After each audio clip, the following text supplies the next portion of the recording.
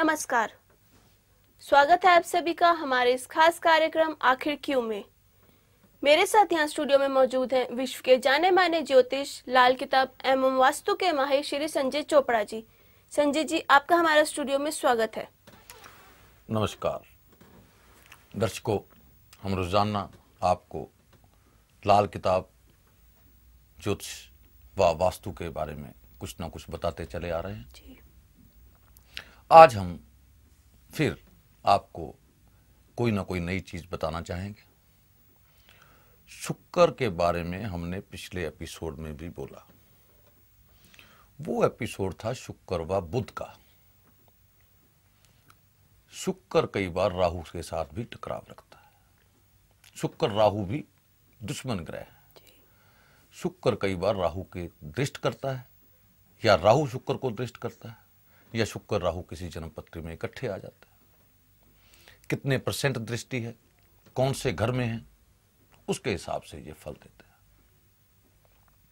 शुक्र गाय को कहा गया, तो शुक्र एक आदमी की स्त्री को भी कहा गया।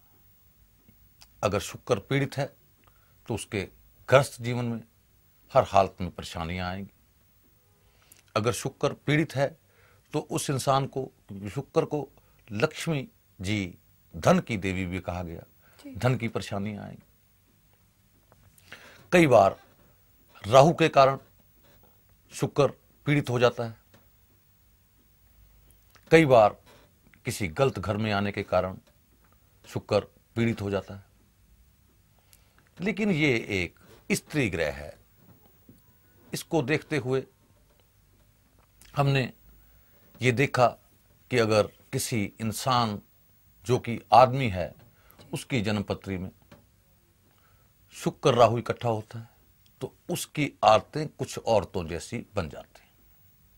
वो नेल पॉलिश लगाने का शौकीन हो जाता है। आपने देखा होगा कई लड़के नेल पॉलिश लगाते हैं, कई लड़के लिपस्टिक लगाते हैं। ये दुष्प्रभाव है राहु का शुक्र के ऊपर। ऐसी चीजें देखते हुए इसके भी लाल किताब ने बड़े ही ज्यादा आसान सरल उपाय लिखे। पुराने जमाने में बच्चे जाया करते थे तो दाने भूनने की भट्ठी हुआ करती थी।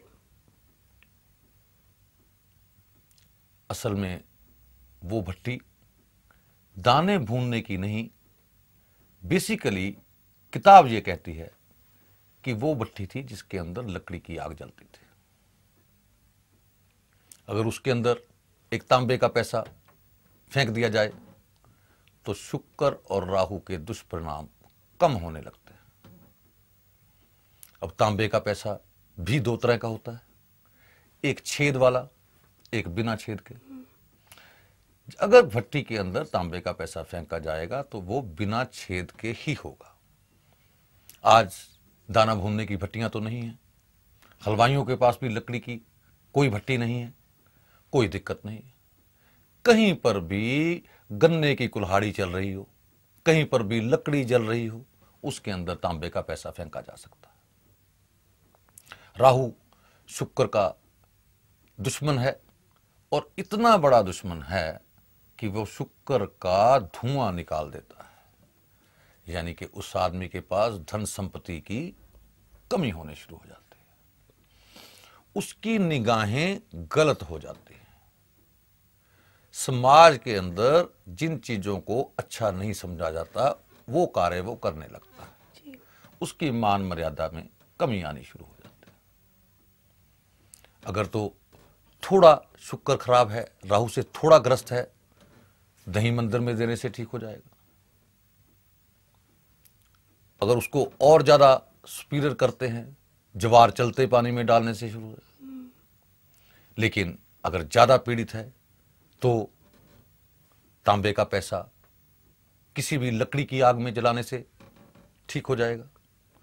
लेकिन अगर उससे भी ज्यादा पीड़ित है, उसका भी लाल किताब में उपाय है। उपाय आसान है, उपाय सस्ता है। लाल किताब महंगे उपायों पर कभी किसी भी महंगे उपाय पर विश्वास नहीं देती। वो कहती है कि छोटे छोटे उपाय करके तो देखो, आपको आश्चर्यजनक फल मिलेंगे। ऐसे ही इसका एक उपाय है, तांबे का पैसा छुपे हुए खड्डों में डालें। छुपे हुए खड्डे कहां से मिलेंगे?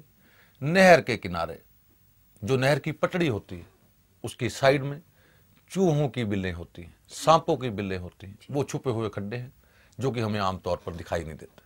उसके अंदर तांबे का पैसा डाला जा सकता है। एक बात सिर्फ ध्यान रखने वाली है कि तांबे का पैसा बिना छेक का ही होना चाहिए। शुक्र और राहु का कोई भी उपाय करेंगे तो बिना छेक का पैसा ही काम आएगा। इसी तरह शुक्र सूर्य का भी दुश्मन है। कई बार सूर्य शुक्र के कारण ऐसी स्थिति पैदा होती है, वो स्थिति कई बार तो औलाद को भी खराब करती है, औलाद नहीं होने देती। कई बार पिता की उम्र के ऊपर इफेक्ट करती है। कई बार सूर्य शुक्र इकट्ठे होने से शादी में रुकावटें आती। बड़े आसान उपाय हैं, अगर करेंगे तो फायदा उठाएंगे। अब समय हो चला है उन लोगों से मिलने का जिन्होंने संजय जी द्वारा बताए हुए सरल उपाय करके आश्चर्यजनक लाभ अर्जित किए। मैं owner Lakshmi palace by number फारक पटियाला। उनका वो हम पत्री दिखाते हैं जी, उनके हम बाक्सों का काम कराते हैं। मेरे को बहुत अच्छा मोड मिला जी, उनका सारा काम उनका सारा सही है जी, किसी तरह की कोई भी प्रॉब्लम नहीं आई मेरे को। तो दोस्तों, बात शुक्र और राहु की चल रही थी।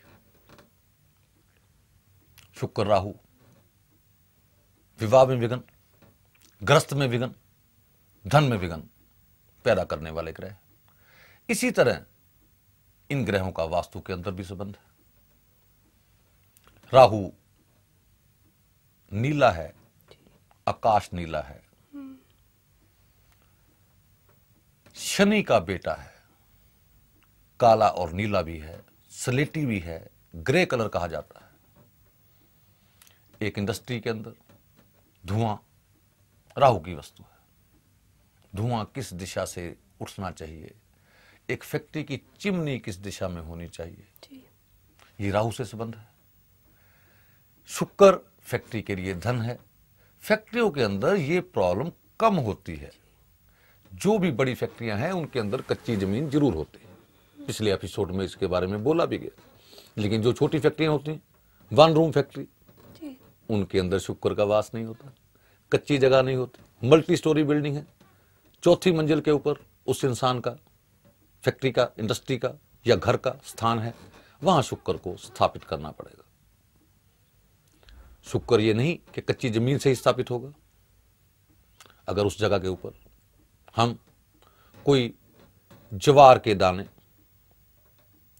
किसी भी हरे कपड़े में बांधकर उस घर में स्थापित करते हैं तो भी हम इसके दुष्प्रभाव से बच सकते हैं। इसी तरह फैक्ट्रियों के अंदर जो धुआं है वो कहां से निकलेगा?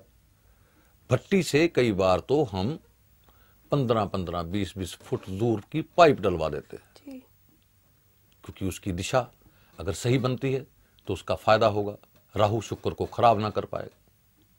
आमतौर पर मैंने एक जगह पे देखा, एक फैक्ट्री के अंदर मैं गया तो उन्होंने अपने जनरेटर का जो साइलेंसर होता है जहां से धुआं निकलता है, उसको जमीन के अंदर बोर करके उसमें दिया हुआ ताकि धुआं जमीन में ही जाता रहे। उन्होंने अपने शुक्र को खराब कर लिया। हमने कुछ भी नहीं किया, वास्तु ठीक थी। हमने वहां से जनरेटर उठवाया, उसके धुएं का स्थान सही करवाया, एकदम परिवर्तन आ गया, फैक्ट्री चलने लगी। कई बार हम अपने कर्मों से गलत डिसीजन ले लेते हैं और शुक्र को राहु को आपस में मिला देते हैं। इन चीजों को देखते हुए हम ये देखते हैं कि वास्तु के अंदर धुएं का स्थान, किचन के अंदर धुएं का स्थान, जिसको कि आजकल मॉड्यूलर किचन कहते हैं, जिसके अंदर की चिमनियां लगाई जाती हैं, वो कहां पर होनी चाहिए, उसका प्रॉपर स्थान कौन सा होना चाहिए। इसी तरह शुक्र घर की औरत है, वो किचन में ज्यादा काम करती है। अगर किचन में धुएं का स्थान सही नहीं है, उसको दुष्परिणामों को झेलना ही पड़ेगा। ये बात बड़ी क्लियर है कि राहु शुक्र से दुश्मनी करता है, उसको नहीं छोड़ता। ये बात भी बड़ी क्लियर है कि सूर्य शुक्र आपस में दुश्मन तो हैं, लेकिन लेटर स्टेज के ऊपर दुश्मन नहीं रहते, लेकिन राहु दुश्मन ही रहता है। छोटे छोटे उपाय हैं, करने से लोगों को फायदा मिलता है, लोग आश्चर्यजनक परिणाम लेते हैं और बाद में आकर कहते हैं कि चोपड़ा जी पैसे नहीं लगे लेकिन फायदा पूरा हो गया।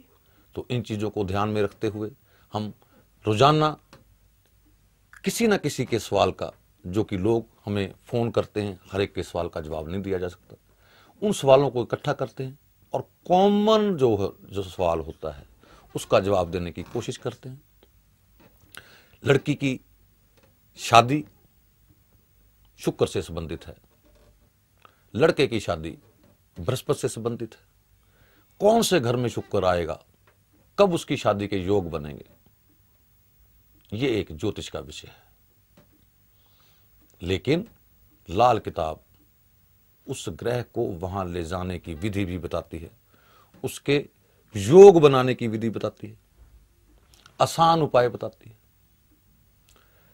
लेकिन शुक्र से जब भी हम उसको पढ़ते हैं तो उस वक्त ये ध्यान रखते हैं कि राहु कहाँ स्थित है, सूर्य कहाँ स्थित है, कितने % डिग्री पर वो उसको तंग कर रहा है, कम तंग कर रहा है, ये जन्मपत्री देखकर ही बताया जा सकता है।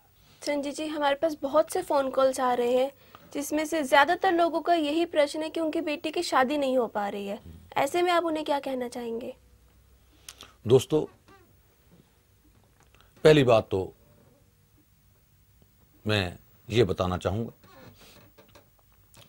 कि हर चीज इस ब्रह्मांड में जो है वो असर करती है। जिस सोसाइटी में हम रह रहे हैं उसका असर हम पर आता है, जो एजुकेशन हम ले रहे हैं उसका असर आता है, हमारी हेरेडिटी क्या है, हमारे माता पिता कैसे हैं उसका असर आता है, हमारी फैमिली रेपुटेशन कैसी है उसका असर आता है, हमारी उम्मीदें क्या हैं उसका असर आता है। वक्त था कि लोग 18 साल से 22 साल की उम्र में शादी करना चाहते थे, वक्त बदला, शादी की उम्र 24-25 वर्ष हुई, हमारे समाज ने उसको बदला। आज 27 से 30 साल तक बच्चे पढ़ते रहते हैं, उन्होंने अपना समाज बना लिया है, वो शादी नहीं करना चाहते, वो अपनी मर्जी करना चाहते हैं। लेकिन आपका सवाल जो आपने पूछा बहुत अच्छा है। माता पिता हमेशा चिंतित होते हैं कि हमारे बच्चे की शादी कब होगी। अगर तो लड़का है तो उसके उपाय कुछ और हैं, लड़की है तो उसके उपाय कुछ और हैं। जन्मपत्री देखकर सटीक उपाय बताया जा सकता है, लेकिन जनरल उपाय लड़कों में यही है कि हल्दी की गांठें चलते पानी में बहाएं, और लड़कियों में जनरल उपाय यही है कि तांबे का बिना छेक सिक्का शुक्रवार के दिन गंदे स्थान पर फेंकें।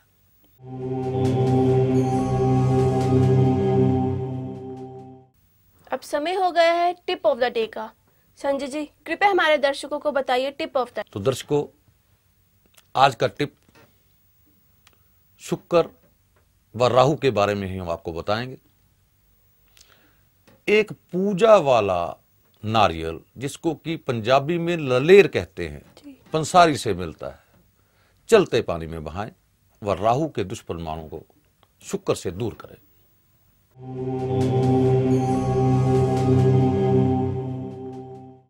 तो दर्शकों, अगर आप अपनी किसी समस्या का समाधान चाहते हैं या संजय जी से अपने घर का वास्तु करवाना चाहते हैं तो हमारे स्क्रीन पर दिए गए नंबर पर संपर्क कीजिए। संजय जी, हमारे स्टूडियो में आने के लिए आपका बहुत बहुत धन्यवाद। अब हमें इजाजत दीजिए। नमस्कार। नमस्कार।